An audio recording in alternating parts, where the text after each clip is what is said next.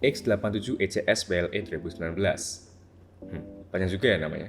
Keyboard ini adalah keyboard TKL versi terbaru dengan switch yang telah direvisi dari switch sebelumnya. Di harga 2 jutaan, NIS menjadi alternatif untuk keyboard mekanikal dengan electrostatic switch. Namun, tentu harga yang dibayarkan nggak hanya soal switchnya aja. Ada fitur-fitur lain yang ditawarkan oleh keyboard ini. Meskipun di harga 2 jutaan, keyboard ini tentu nggak 100% sempurna. Ada bagian yang bikin kurang nyaman yang justru nggak datang dari keyboardnya. Penasaran kan? Gak usah lama-lama lagi, mari kita review.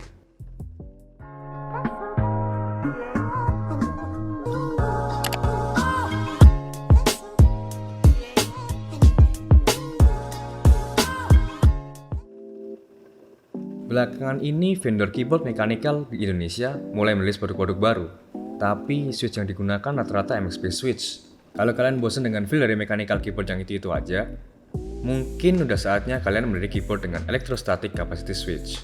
NIS keyboard adalah salah satu dari sedikit keyboard mechanical dengan switch elektrokapasitif. Tapi sebelumnya, makasih buat NIS keyboard yang udah nyediain keyboard ini. Sekarang NIS keyboard juga lagi ada diskon loh. Kalian bisa cek di link Lazada, AliExpress, atau website mereka yang udah gue taruh di deskripsi.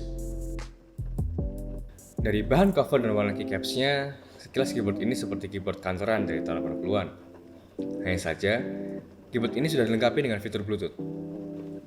Di paket penjualannya, kalian akan mendapatkan unit keyboard lengkap dengan kabelnya, step tambahan, wire keycapuler, spring tambahan 10 gram, dan dongle wireless. Keyboard ini kokoh banget dan gak flexing. Itu berarti top plate-nya tebal sekali. Nah, bahan plastik untuk covernya juga nggak terasa murahan dan masih terkesan premium. Tapi, dengan warna putih yang mendominasi keyboard ini, tentu akan lebih mudah kotor seperti unit yang kami terima ini. Terdapat noda tinta dari proses pengiriman yang cukup susah dibersihin. Jadi, kalian harus rajin-rajin bersihin keyboard ini biar kesan elegannya terjaga. Kalau dilihat dari atas sih, keyboard ini terkesan biasa aja sih sebenarnya.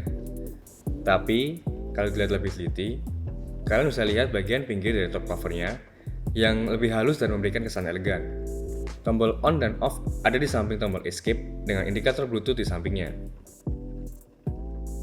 Desainnya yang lumayan miring membuat keyboard ini nyaman digunakan untuk mengetik tanpa perlu mengubah adjustable height-nya. Di bagian bawah, ada routing kabel yang fleksibel. Jadi, kalian bisa route kabel kalian agar terlihat lebih rapi. Sebuah sentuhan yang menarik sih, mengingat keyboard ini juga punya fitur Bluetooth. Routing kabel ini jadi butuh nggak butuh sih sebenarnya. Nah, sekarang ke bagian yang paling kalian tunggu-tunggu. Strong point dari keyboard ini adalah bagian switch-nya. Switch electrostatic capacitive adalah switch yang juga digunakan pada keyboard seperti Topre, Leopold, atau HSKB. Electrostatic capacitive menggunakan kombinasi spring dan rubber dome untuk meregister sebuah tombol. Karena dia mengandalkan spring yang ditekan untuk meregister tombol, switch jenis ini biasanya dapat diubah actuation point-nya. Keyboard ini punya 3 actuation point, yaitu 2,5 mm sebagai default, 2 mm, dan 3 mm yang bisa disetting on the fly. Kalian bisa menggunakan tombol Fn plus F9 untuk mengubah actuation point-nya. Sayangnya, actuation point-nya tidak dapat diubah per switch. Sebuah fitur yang sangat-sangat menarik sebenarnya sih. Switch ini punya karakter linear yang smooth tapi sedikit snappy. Feel dari switch terbaru ini beda dari switch sebelumnya yang terasa scratchy.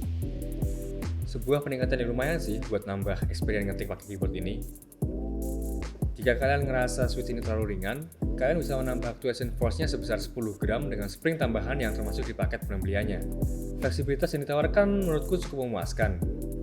Step yang di play loop membuat tombol spacebar, delete, enter, dan lain sebagainya terasa lebih lembut dan terdengar halus. Berikut sound test-nya.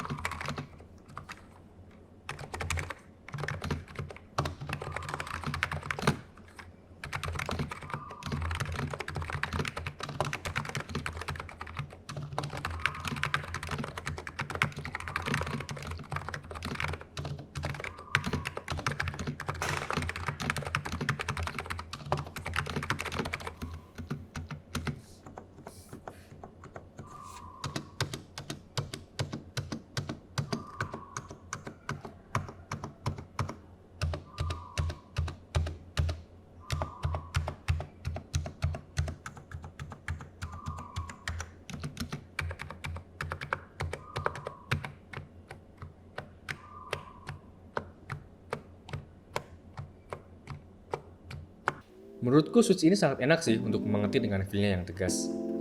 Rasanya kayak semua tombol yang kita pencet itu terregister gitu. Tapi gimana ya feel-nya untuk gaming? Fitur Actuation Point Change atau ACP cukup berguna untuk mengubah keyboard ini menjadi punya actuation point sesuai selera kita. Masalahnya terletak di karakter Switch yang snappy di bagian upstroke-nya.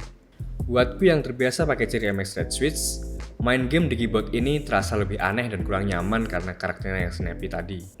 Apalagi buat main game FPS yang membutuhkan feel yang lebih halus dan ringan.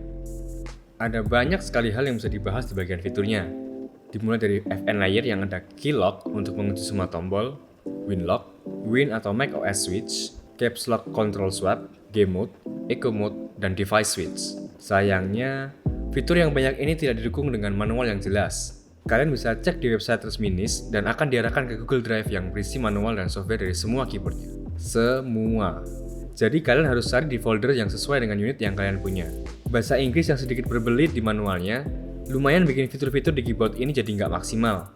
Misalkan, di bagian device switch, keyboard ini bisa terkoneksi dengan 3 device sekaligus. Tapi untuk mengoneksikannya, aku mengalami kesulitan meskipun sudah berusaha mengikuti manualnya. Sayang banget. Padahal pada saat udah terkoneksi, keyboard ini bisa switch device dengan seamless loh. Contoh lain misalnya, di keycaps keyboard ini ada mode echo dan game, yang gak akan kalian temukan penjelasannya dimanapun di manualnya. Meskipun dari namanya kita bisa menduga kalau kedua mode ini adalah mode buat daya bluetooth-nya, tapi nggak ada penjelasan mendetail dari apa yang bikin kedua mode tersebut berbeda. Apakah response time-nya, ataukah lama sleep-nya? Kualitas wireless-nya oke banget, nggak ada komplain sama sekali. Sejauh ini aku belum ada ngerasain lag waktu dipakai. Keyboard ini udah aku pakai kurang lebih selama 3 minggu, dan cuma charge sekali. Itu pun karena waktu datang, keyboard ini nggak fully charge ya.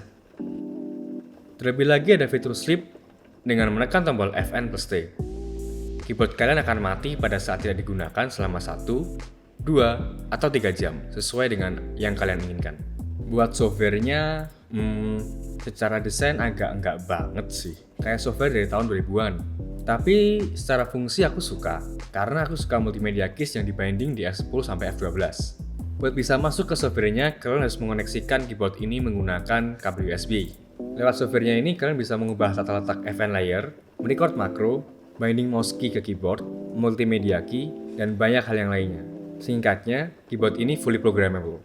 Keycaps bawaan NIS keyboard ini pakai bahan PBD double shot, jadi nggak akan pudar walaupun sering dipakai. Keren sih, permukaannya bertekstur, bikin betah ngetik, ngerjain skripsi, atau kerja. Desain fontnya standar, nggak yang wah-wah banget, tapi juga nggak unpleasant. Tapi kalau scheme-nya yang ditawarkan wah banget sih. Kebetulan aku suka banget sama yang vintage-vintage gini, jadi nice lah.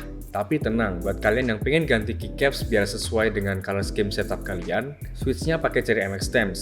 Stem standar yang banyak kalian temukan di keycaps custom di marketplace. Downside dari keycap yang berwarna putih dan bertekstur ini adalah dia lebih mudah untuk menangkap keringat. Jadi kalian harus lebih sering untuk bersihin keycaps ini agar lebih nyaman dipakai. Overall, nice job. Sebuah keyboard elektrokapasitif alternatif dari Leopold atau Topre. Keyboard ini menurutku oke banget sih. Pengalaman mengetiknya menyenangkan. Jujur selama 3 minggu pakai keyboard ini, aku jadi lebih jarang main game dan malah kepingin ngetik-ngetik. Ada rasa buat kepingin lebih produktif gitu, karena ngetik di keyboard yang nyaman banget di jari. Secara produk, keyboard ini oke banget sih. Switch baru yang ditawarkan cukup memberikan kesan bahwa NIS serius buat ngembangin keyboard ini agar lebih nyaman dipakai.